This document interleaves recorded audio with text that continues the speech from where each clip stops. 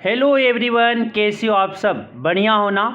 तो आज हम लोग क्लास 10th आईसीएसई बोर्ड के इम्पॉर्टेंट केमिस्ट्री के एमसीक्यू क्वेश्चंस देखने वाले हैं, जो कल आपके एग्जाम में यहाँ से क्वेश्चन देखने को मिल सकता है। मीन्स कि 11 मार्च को यहाँ से क्वेश्चन सिमिलर टाइप पे देखने को मिल सकता है।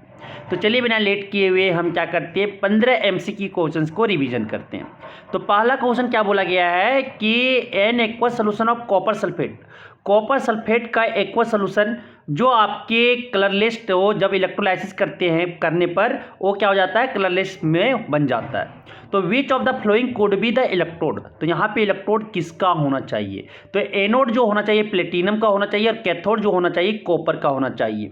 क्या हो जाएंगे आपके जो ऑप्शन सही होंगे? ओनली क्यू हो जाएगा, ओनली क्यू, ऑप्शन बी हो जाएंगे। ऑप्शन आपके यहाँ से जो आंसर हो जाएगा वो क्या हो जाएगा, ओनली क्यू, ऑप्शन बी सही हो जाएंगे। अगला क्वेश्चन बोला गया नेक्स्ट क्वेश्चन क्या बोला गया है, अगला क्वेश्चन जो बोले गए, अगला क्वेश्चन चलता हूँ नेक्स्ट क्वेश्चन पे। क्या बोला गया कि एक कंपाउंड पी है जो हीटेड किया जाता है टेस्ट ट्यूब में सोडियम हाइड्रोक्साइड के सोल्यूशन के साथ, तो रेड लिटमस पेपर से क्या बन जाता है? रेड लिटमस पेपर जब अगर टेस्ट ट्यूब के माउथ के पास लाया जाता है तो वो ब्लू में टर्न कर जाते हैं। तो यहाँ पे जो आपका कंपाउंड पी होगा वो क्या होगा? तो देखो सर कि अगर रेड से ब्लू हो रहा है मतलब कि कोई ना कोई वहाँ पे बेस भैया होंगे, बेस होगा। तो जब सोडियम हाइड्रोक्साइड के साथ अगर एमोनियम सल्फेट को रिएक्ट करवाते हैं, एमोनियम सल्फेट को रिएक्ट करवाते हैं तो यहाँ से जो बनता है वो आपका सोडियम सल्फेट बनते हैं, एमोनिया बनता है और साथ में जल बनता है। और ये जो है लेविस बेस है, ये लेविस बेस की तरह जो आपका क्या करता है, रेड लिटमस को ब्लू में चेंज करता है। क्या हो जाएगा? Ammonium sulphate, option D correct हो जाएंगे। अगला क्वेश्चन बोला गया है नेक्स्ट क्वेश्चन नंबर 3 कि एटॉमिक मास जो सल्फर का, ऑक्सीजन का, हीलियम का जो आपके दिए हुए 32, 16 एंड 4 रिस्पेक्टिवली। आपके सल्फर का 32 दिया हुआ है, ऑक्सीजन का 16 ग्राम दिया हुआ है और आपके हीलियम का 4 ग्राम दिए हुए। तो विच of the following statement regarding the number of atoms in 32 gram of sulphur, 16 gram of oxygen and 4 gram of helium is correct? तो 16 ग्राम बराबर 16 ग्राम ऑफ ऑक्सीजन बराबर कितना हो जाएगा? 1 मोल, 1 मोल हो जाएंगे। और आप बोल सकते हो फिर 32 ग्राम, ठीक है, 32 gram of sulphur, 32 gram of sulphur equal to कितना हो जाएगा आपका? 1 मोल। और आप बोल सकते हो 4 gram of sulphur helium equal to 1 mole. 1 mole में इक्वल टू मोल उसके atomic mass, 1 mole equal to atomic mass, ठीक है। तो यहाँ पे हम जो बता के कि 16 gram of oxygen contain 4 times the number of atoms of 4 gram of helium, 1 mole में कितना होता है? एवोगाड्रो नंबर के बराबर। एवोगाड्रो नंबर क्या होता है? 6.022 इंटू 10 का पावर 23 एटम्स होते हैं, 23 एटम्स होता है, 20 ये यहाँ पे लिख देते हैं इंटू 10 का पावर 23 एटम्स होते हैं। तो 16 ग्राम ऑफ ऑक्सीजन में क्या हो जाएगा? हाफ मोल होंगे, 1 मोल हो जाएगा, 1 मोल ऑफ आपकी ऑक्सीजन, ऑक्सीजन जो कंटेन करेगा 1 मोल ऑफ आपकी 1 मोल ऑफ क्या है? तो सेम होना चाहिए, same number of atoms contain करेगा। पी वाला का स्टेटमेंट क्या हो गया? गलत। 16 gram of oxygen contain half the number of atoms of 32 gram of sulphur, ये भी स्टेटमेंट गलत हो गया, क्योंकि 16 ग्राम ऑफ ऑक्सीजन जो है वो क्या कंटेन करेगा? आपकी 116, ठीक है, 1 मोल या एक नंबर ऑफ एवोगाड्रो नंबर या 6.02, जितना इसमें एक मोल ऑक्सीजन है तो 1 मोल आपकी क्या सल्फर है, 1 मोल सल्फर है। तो दोनों क्या होगा? सेम होना चाहिए, ना पी सही है ना क्यू सही। क्या हो जाएगा? Neither P nor Q, option D correct हो जाएगा। अगला क्वेश्चन बोला गया है नेक्स्ट क्वेश्चन आपका 4 कि ammonia gas is passed through quick से एमोनिया गैस को पास करवाते हैं, then collected in a jar, फिर उसे किस में कलेक्ट किया जाता है? जार में। Red and blue litmus paper are placed in the jar, jar में जो है वो आपका रेड लिटमस पेपर और ब्लू लिटमस पेपर को शो किया गया।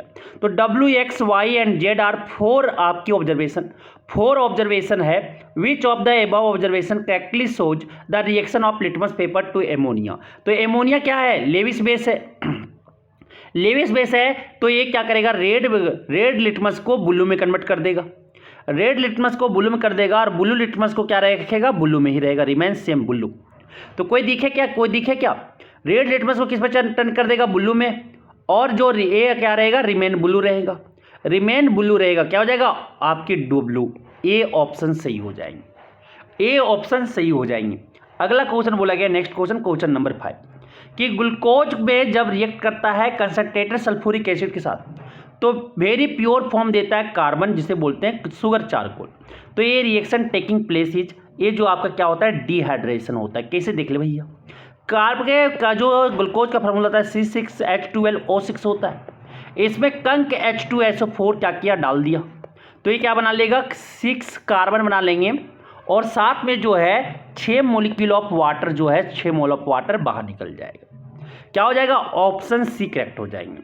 अगला क्वेश्चन बोला गया नेक्स्ट क्वेश्चन जो बोला गया आपका, क्या बोला गया नेक्स्ट क्वेश्चन कि in which of the following electrolytic cell P, Q, R और S will silver plating be done on the spoon. Spoon में हमें क्या करना है, आपके सिल्वर का लेयर जमाना है, लेयर का क्या करना है, एक आपका लेयर बनाना है। तो क्या हो जाएगा, जिसे हमें क्या करना है, जिसका डिपॉजिट करना है उसे क्या लेंगे एनोड में, और जिसका डिपॉजिट, जिस पे डिपॉजिट करवाना है वो कहाँ लेंगे आप कैथोड पे। नेगेटिव वाले में तो सिल्वर प्लेटेड जो स्पून होगा वो कहाँ पे आएगा कैथोड पे, और सिल्वर प्लेट कहाँ आएगा आपके एनोड में। एनोड से सिल्वर निकलेंगे और कहाँ जाएंगे कैथोड पे डिपॉजिट होगा, और जो आपकी एक्वस सोल्यूशन होगा वहाँ पे किसका लेंगे, वो सिल्वर नाइट्रेट होगा, क्योंकि इलेक्ट्रिसिटी का इलेक्ट्रोलाइसिस में कोई दिक्कत ना हो। क्या हो जाएंगे क्यू वाले सही हो जाएंगे, ऑप्शन बी आपका सही हो जाएगा। अगला क्वेश्चन बोला गया next, the basicity of acid acidic acid, मतलब H+ आयन कितना आएगा वो देखना है, ये बेसिसिटी बताता है। तो CH3COOH एसिटिक एसिड का फॉर्मूला यही होता है, इसको बोलते हैं आईपीएसी नेम इथेनोइक एसिड। जब इसको क्या करते तोड़ते हैं तो पार्सली डिसोसिएट करेगा CH3COO माइनस में और क्या देगा H+ आयन, एक H+ आयन दे रहा है, मतलब कि बेसिसिटी इसका क्या होगा 1 होगा, ऑप्शन ए करेक्ट हो जाएगा।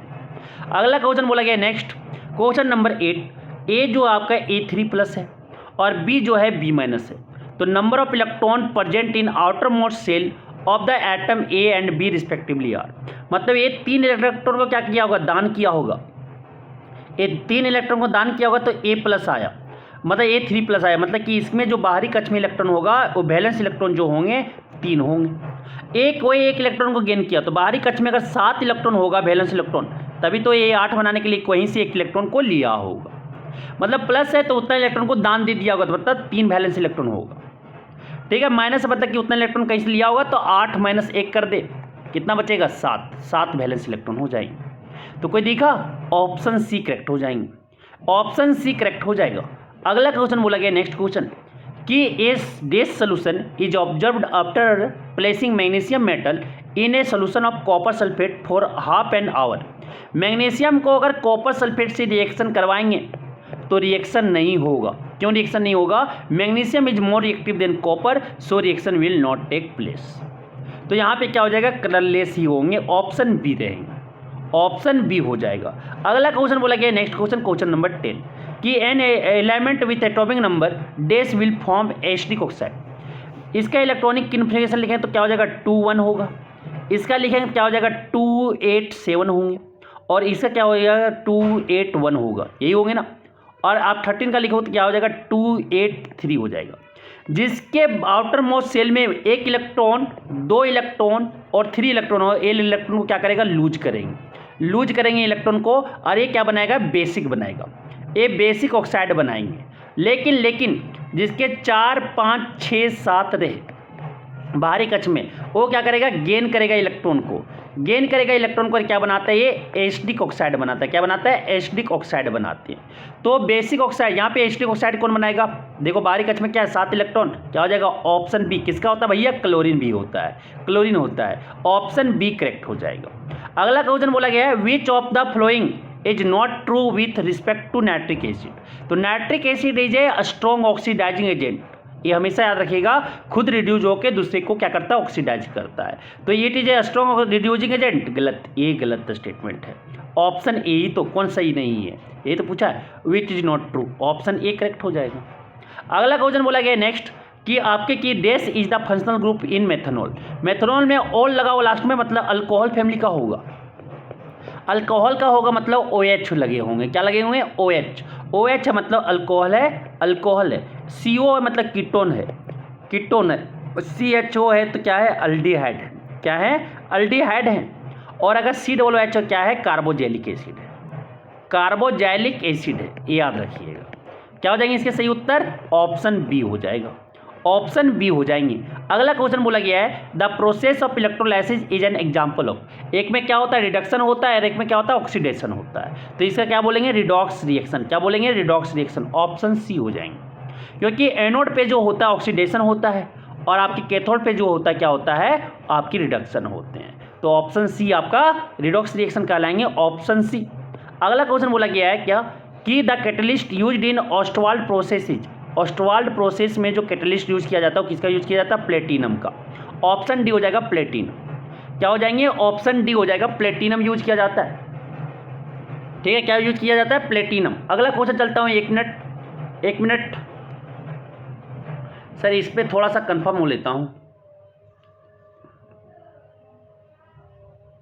हाँ, प्लेटिनम करेक्ट है कि प्लेटिनम जो आपका यूज किया जाता है। अगला क्वेश्चन जो बोला गया नेक्स्ट क्वेश्चन जो बोला गया है कि an element belong to the third period 16 group it will have electron in its valence shell. तो 16 ग्रुप बोला है तो मतलब पी ब्लॉक एलिमेंट है, पी ब्लॉक एलिमेंट है तो क्या करेंगे, वैलेंस इलेक्ट्रॉन निकालने के लिए 16 ग्रुप बताया है तो 16 ग्रुप नंबर माइनस क्या कर देंगे, -10 इलेक्ट्रॉन कर देंगे, क्या निकल जाएगा, वैलेंस इलेक्ट्रॉन। तो ग्रुप नंबर कितना है 16, माइनस क्या कर देंगे 10, क्या हो जाएगा 6 वैलेंस इलेक्ट्रॉन हो जाएगा, ऑप्शन सी हो जाएगा, ऑप्शन सी हो जाएगा बच्चा, ऑप्शन सी हो जाएगा। अगला क्वेश्चन बोला गया तो ये आपका 15 इंपॉर्टेंट क्वेश्चन जो था, इस तरह की क्वेश्चंस आपको एग्जाम में देखने को मिल सकता है। जरूर ये सब क्वेश्चंस प्रैक्टिस करके जाए। धन्यवाद, थैंक यू।